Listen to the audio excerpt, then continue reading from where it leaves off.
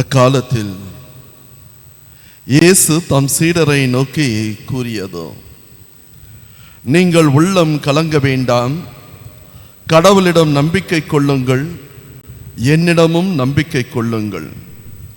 என் தந்தை வாழும் இடத்தில் உறைவிடங்கள் பல உள்ளன.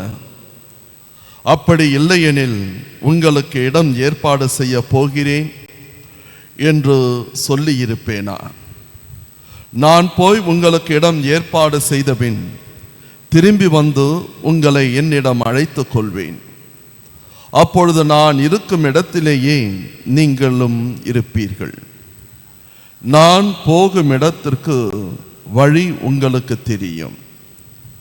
தோமா அவரிடம், ஆண்டவரே, நீர் எங்கே போகிறீர் என்றே எங்களுக்கு தெரியாது. அப்படி இருக்க நீர் போகும் இடத்திற்கான வழியை நாங்கள் எப்படி தெரிந்து கொள்ள இயலும் என்றார். இயேசு அவரிடம், வழியும் உண்மையும் வாழ்வும் நானே. என் வழியாயன்றி எவரும் தந்தையிடம் வருவதில்லை என்றார். இது கிறிஸ்து வழங்கும் நற்செய்தி. கிறிஸ்துவே உமக்கு புகழ்.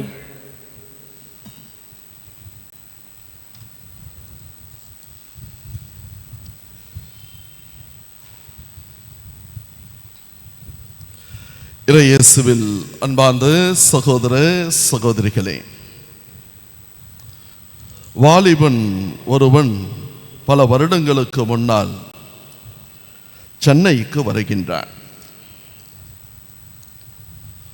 தமிழிலே நல்ல புலமை இருக்கின்றதோ, எப்படியும் சினிமா துறையிலே காலடி எடுத்து வைத்து ஒரு பாடலாசிரியராக கண்ணதாசனை போல வர வேண்டும் என்பதுதான் அவனுடைய லட்சியம்.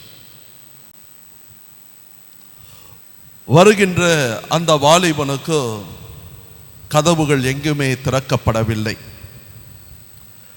சென்ற இடங்களிலெல்லாம் தோல்விதான் அவனுக்கு கைகூடுகின்றதோ. பல நாட்கள் பல சினிமா கம்பெனிகளுடைய கதவுகளை தட்டி தட்டி பார்த்துவிட்டு சோர்ந்து போகின்றான். இனிமேல் தான் சினிமா துறையிலே பாடலாசிரியராக வரவே முடியாது என்று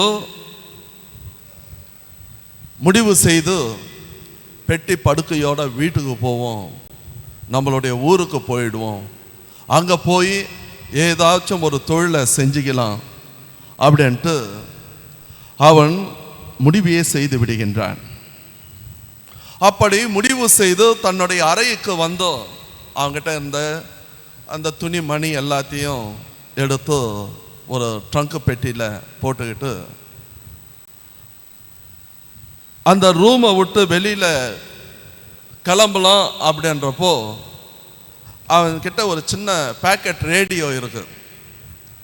அந்த ரேடியோவில் இந்த பாட்டு போகுது.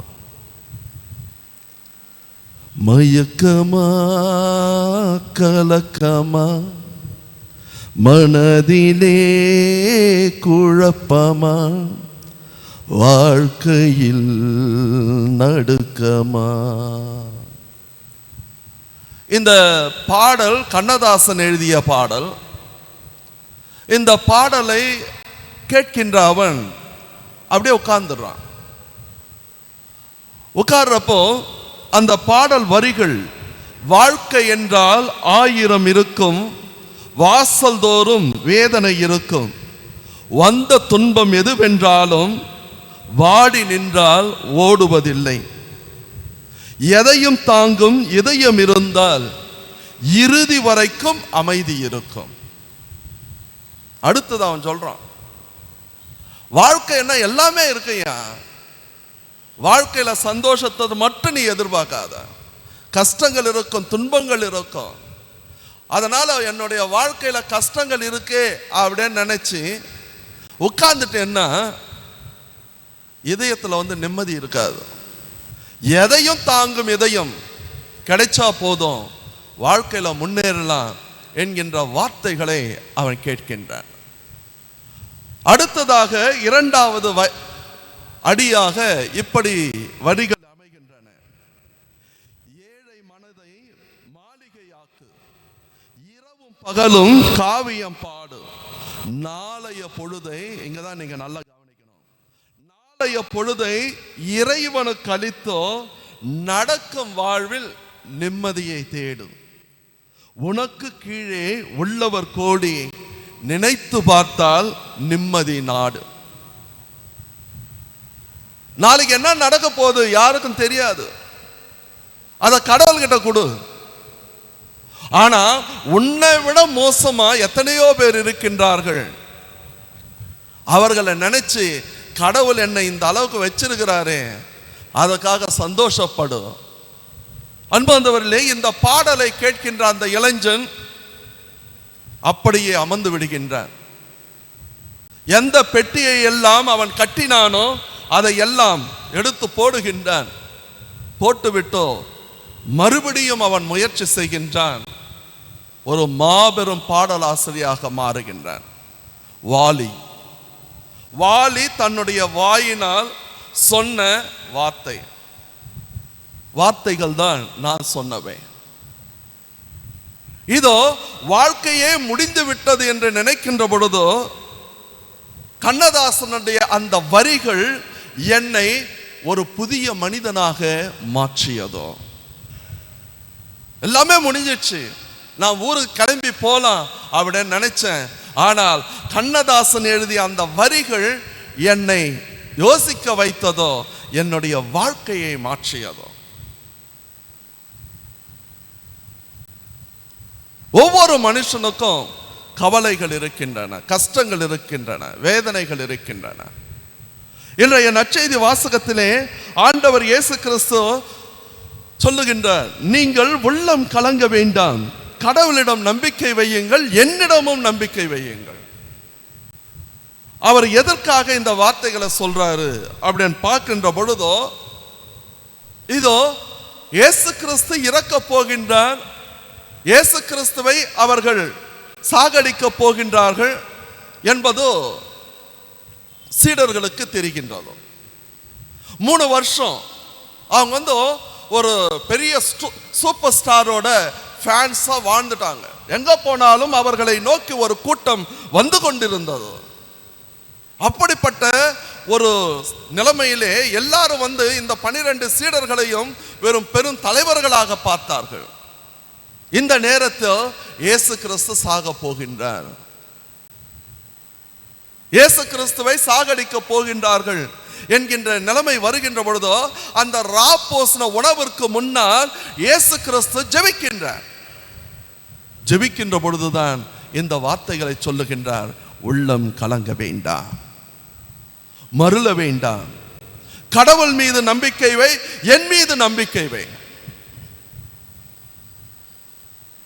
இன்றைக்கோ நாம் அனைவருமே பல நேரத்தில் சோர்ந்துட்டு இருப்போம். பல நேரங்களிலே என்ன செய்வது என்று தெரியாமல் தளர்ந்து விட்டிருப்போம். அந்த சமயத்தில் இறைவன் நமக்கு சொல்வதோ இந்த ஒரு வார்த்தை தான், கலங்காத, சோர்ந்துடாத. எவ்வளவோ எதிர்ப்புகளை சந்தித்தவன் நான் உன்னோடு இருக்கின்றேன். இதைதான் இசையாஸ் ஆகமத்திலே 41வது அதிகாரத்தில் 10வது வசனத்திலே அழகாக சொல்லுவார். இசையாஸ் இறைவாக்கினருக்கு எதிர்ப்புகள் வருகின்றன. அந்த சமயத்திலே இசையாஸ் இறைவாக்கினருக்கோ யாவே கடவுள் சொல்லுகின்றார், நீ அஞ்சாதே, ஏனெனில் நான் உன்னோடு இருக்கின்றேன். நம்பிக்கையில் தளராதே, ஏனெனில் நான் உன் கடவுள். உன்னை உறுதிப்படுத்துவோம், உனக்கு உதவி செய்வோம், நம்முடைய வழக்கை உன்னை தாங்கிக் கொள்ளும். இதை விட என்னங்க வேணும்? இதை விட என்ன வேணும்? எந்த ஒரு சிச்சுவேஷன்லையும் அழைக்கப்பட்டவர்கள் கலங்கி விடக்கூடாது. ஐயோ எனக்கு எவ்வளவு எதிர்ப்புகள் இருக்கின்றனவே, ஐயோ என்னை பத்தி இப்படி எல்லாம் பேசுறாங்களே, ஐயோ நான் இப்படி எல்லாம் வாழ்ந்துட்டு இருக்கிறேனே, இவ்வளவு கஷ்டங்கள் வேதனைகள் இருக்கின்றனவே. இல்லை,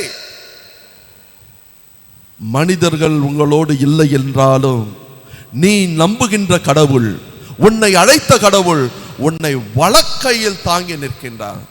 அல்லேலூயா. இதுதாங்க ஒவ்வொரு கத்தோலிக்க கிறிஸ்துவனுக்கும் இருக்க வேண்டிய நம்பிக்கை. வலக்கையில் தாங்கி நிற்கின்றார் என்றால் அவர் உன்னை 24 மணி நேரமும் ஒவ்வொரு நொடியும் உன்னை பார்த்து கொண்டிருக்கின்றார். அதுதான் நம்முடைய கடவுள். அதே இசையாஸ் இறைவாக்கினருக்கோ கடவுள் மறுபடியும் சொல்லுகின்றார் 41வது அதிகாரத்தில் 13வது வசனம், ஏனெனில் உன் கடவுளாகிய ஆண்டவர் நாமே உன்னுடைய வலக்கையை பிடித்து கொண்டு, பாருங்க, அது தாங்கிறது மட்டும் இல்ல, நம்முடைய ரைட் ஹேண்டை பிடித்து கொண்டு அஞ்சாதே நாமே உனக்கு துணையா இருப்போம் என்று உன்னிடம் சொல்லுகின்றோம். இன்னைக்கு காலையில கடவுள் உங்களை பார்த்து சொல்லுகின்ற வார்த்தைகள், என்னுடைய மகனே மகளே, உன்னுடைய வலக்கரத்தை நான் பிடித்து கொண்டிருக்கின்றேன், என்னுடைய வலக்கரத்தில் நீ இருக்கின்றாய்.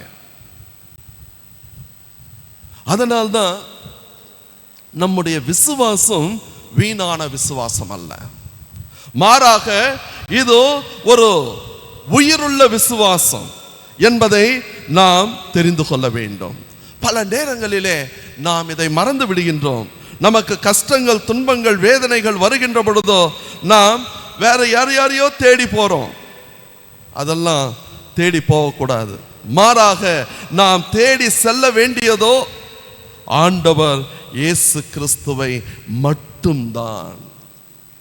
ஆண்டவர் இயேசு கிறிஸ்துவை மட்டும் நாம் தேடி வந்தோம் என்றால் நமக்கு அனைத்துமே நல்லதே நடக்கும். இதைதான் புனித சின்னப்பர் பிலிப்பியருக்கு எழுதுகின்ற கடிதத்திலே 6வது வார்த்தைகள் வசனத்தில் சொல்றாரு, எதை பற்றியும் கவலைப்பட வேண்டாம், எதை பற்றியும் கவலைப்பட வேண்டாம், ஆனால் எல்லா தேவைகளிலும் நன்றியோடு கூடிய ஜபத்திலும் மன்றாட்டிலும் கடவுளிடம் உங்கள் விண்ணப்பங்களை ஒப்படையுங்கள். அப்பொழுது அறிவெல்லாம்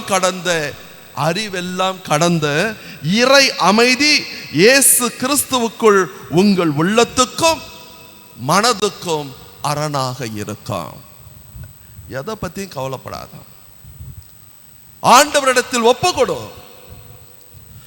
அதனால் இன்றைய நற்செய்தி வாசகத்திலே தன்னுடைய சீடரிடத்தில் சொல்லுகின்றார், நீ கவலைப்படாத, என்னாலும் நான் உன்னோட இருப்பேன், உனக்காக ஒரு இடத்தை ஏற்பாடு செய்வதற்காக தான் நான் செல்லுகின்றேன், கலங்காதே. அஞ்சாதீர்கள் என்கின்ற வார்த்தை அதிகமாக பயன்படுத்தப்பட்டிருக்கின்ற ஒரு புத்தகம் நம்முடைய வேத நூல் விவிலியம். அப்படி என்றால் நம் மீது கடவுள் அக்கறை உள்ளவராக இருக்கின்றார், அக்கறை உள்ளவராக இருக்கின்றார். ஒரு சாதாரண மனிதன், கவிஞன், அற்புதமான கவிஞனாக இருந்தாலும் கண்ணதாசனுடைய அந்த வரிகள் எப்படி வாலிக்கோ ஒரு புதிய கீதையாக மாறியதோ அதுபோல அதை விட வல்லமையுள்ள நம்முடைய கடவுள் அதிகாலையிலே சொல்லுகின்றார், உள்ளம் கலங்க வேண்டாம். அப்போ நமக்கு எவ்வளவு ஒரு பெரிய சக்தியாக இது மாற வேண்டும். நம்முடைய வாழ்க்கையை இந்த வார்த்தைகள் எந்த அளவுக்கு புரட்டி போட வேண்டும். ஆகையால் நம்மையே ஆண்டவரிடத்தில் ஒப்பு கொடுப்போம். எதை பத்தியும் கவலைப்படாதீங்க. வாழ்க்கையில எப்படிப்பட்ட இக்கட்டான சூழ்நிலையில் நீங்கள் இருந்தாலும் இந்த காலை வேளையில் கடவுள் சொல்லுகின்ற ஒரே வார்த்தை, என்னுடைய மகனே மகளே, உள்ளம் கலங்காதே, அஞ்சாதே, நான் உன்னோடு இருக்கின்றேன். இதுதான் தெய்வீக செய்தியாக இன்று எடுத்து செல்லுங்கள். எப்படிப்பட்ட சூழ்நிலையில் நீங்கள் இருந்தாலும் அது மாறும். ஆண்டவனிடத்தில் ஒப்புக் கொடுங்கள். இந்த இறுதி ஆண்டவர் அனைத்தையும் பார்த்துக் கொள்வார். இந்த நம்பிக்கையோடு திருப்பலியில் தொடர்ந்து நாம் பிரார்த்திப்போம்.